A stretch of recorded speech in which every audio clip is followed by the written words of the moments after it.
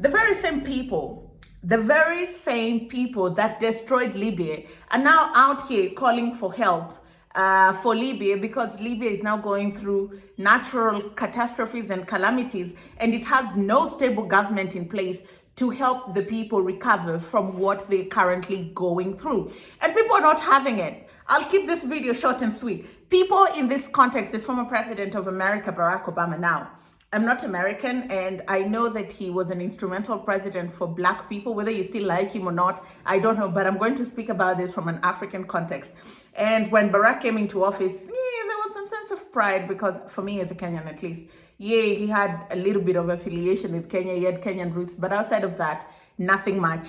And this is a president who, while he was in power, oversaw the bringing down of Libya and the doing away of Muammar Gaddafi. While it was seen as a victory in America, in all honesty, it was such a big blow for Africa, because Gaddafi was positioning himself not just as the leader of Libya, but as a global voice, not just in Africa, but across the world. He was one of those people that was standing up to the West very early on. He was carrying the dreams of Nelson Mandela and Kwame Nkrumah very early on. When Kwame Nkrumah was talking about Pan-Africanism, we didn't understand it. And then here comes Gaddafi, and he's championing that cause again. Africa should be united. Africa should be one, speak in one accord. We have so much power, irrespective of how we've been convinced by the West that we're just a continent of disease, poverty, and hunger. That is not true. It could be true to some extent that we're still struggling with these things, but there's so much to this continent.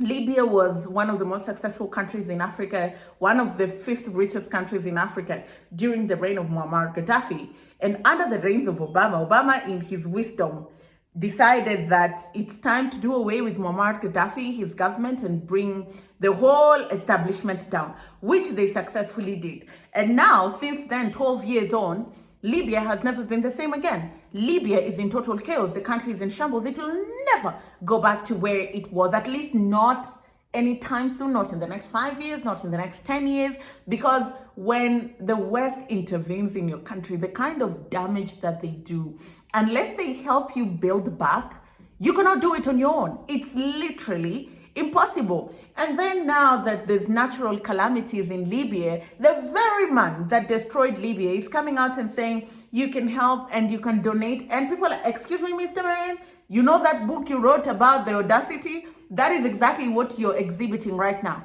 audacity. How do you bring down a country, and then when it's now suffering from the repercussions of what you did, you come out and tell us to donate? Excuse me, Mr. Man, we are not on that level yet. We don't relate like that. We haven't forgotten.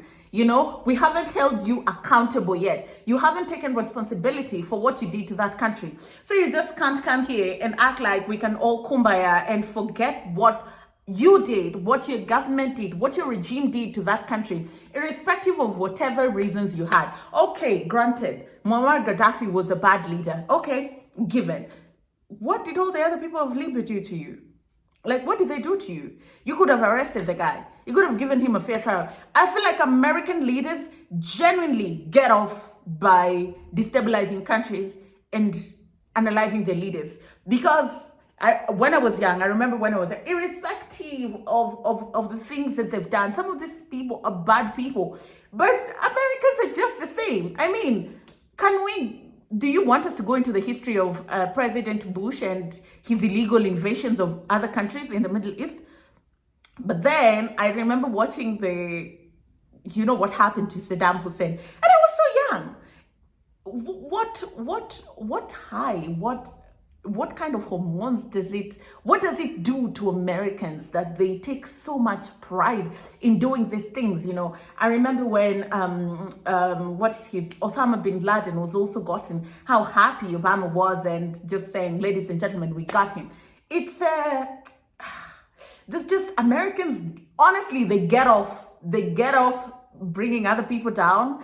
They get off taking the lives of other people. It's nah, man, you guys are not normal. Some of your leaders are not normal people, because the human instinct is to want to live, is to want to preserve human life, is to want to raise the standards of living for people. That's just the natural human instinct. And then here comes leaders who they pride and they thrive in selling chaos. They are merchants of doom. So Barack Obama, no, you can't come online and ask people to donate, because we ain't that cool, bruh. We ain't that cool. Africans, and just the world in general, has not forgotten that the reason why Libya in the first place needs global help during a natural catastrophe, a country that was the 5th richest country in Africa, one of the most developed countries in Africa 10 years ago, is because of you. It's because of you. It's because of Hillary Clinton. It's because of that huge American ego. It's because of that American self-centricity. So no, shove that audacity down your throat, because we're not going to tolerate it and we're not going to entertain it. You cannot become a humanitarian overnight when you were a murderer the previous night. It doesn't work like that. And these are not my sentiments. This is sentiments of people online. People are just saying, nah, this is not gonna fly. You'd better not say anything than come here with fake tears pretending that you care. Because if you cared about Libya when you were still in office after taking down the government, you could have helped transition into a just government. You could have helped build back up. You could have arrested the guy. You could have put him in jail. You could have shown people that American democracy works. But no, you chose to go the, I don't know what path that is that American leaders sometimes are always on, because I don't think there's any other global leader that operates with so much impunity the way American leaders do, you know.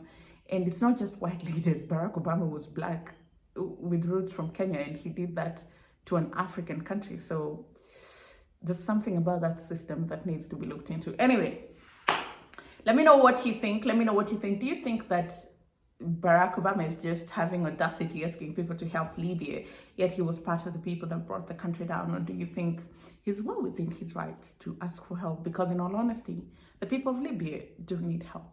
Thank you very much for watching. I'll see you again next time.